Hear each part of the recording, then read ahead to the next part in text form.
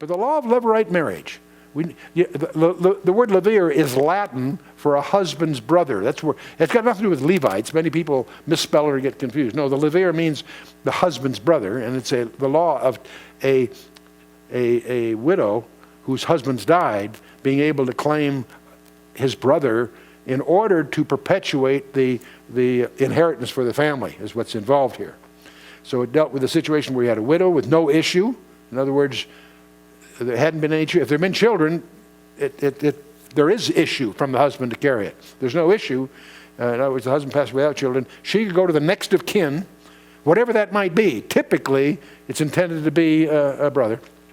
Put a claim on him to take her to wife to raise up children. Okay? That's called a Levirate marriage. It comes up many ways, and it's going to be lurking behind the scenes here in the events of chapter 3. And let's just read a little bit from Deuteronomy 25, starting about verse 5. We'll go through from 5 through 10.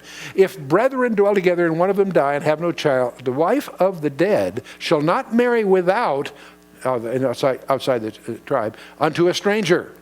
Her husband's brother shall go in unto her and take her to him to wife to perform the duty of a husband's brother unto her.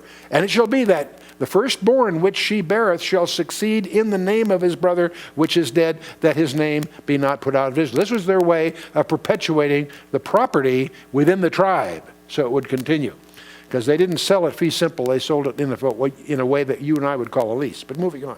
And if the man like not to take his brother's wife, in other words, he didn't have to, he might choose not to for a number of reasons, then let his brother's wife go up to the gate unto the elders. Remember, the gate was like the town hall. That was like what we call city hall. Anyway, let his brother's wife go up to the gate unto the elders and say, my husband's brother refuseth to raise up his brother a name in Israel. He will not perform the duty of my husband's brother.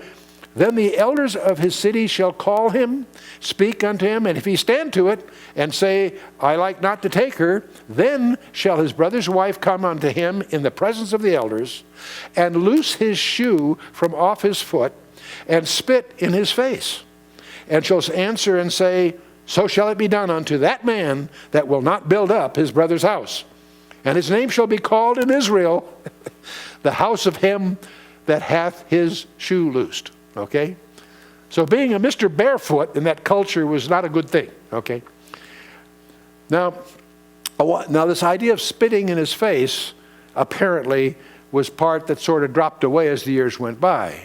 Because we're going to encounter a situation like this where the shoe is yielded as his way of passing that opportunity, if you will. And obviously there's maybe some sort of stigma still associated with it, but there's going to be a very interesting distinction we're going to observe when we get to chapter 4. And I hope I remember to point it out to you, if not, call my attention to it, because there's a subtlety that I don't want you to miss when we get to that part in chapter 4. But the law of Levirate marriage, okay. He had to meet 3 conditions to make it work.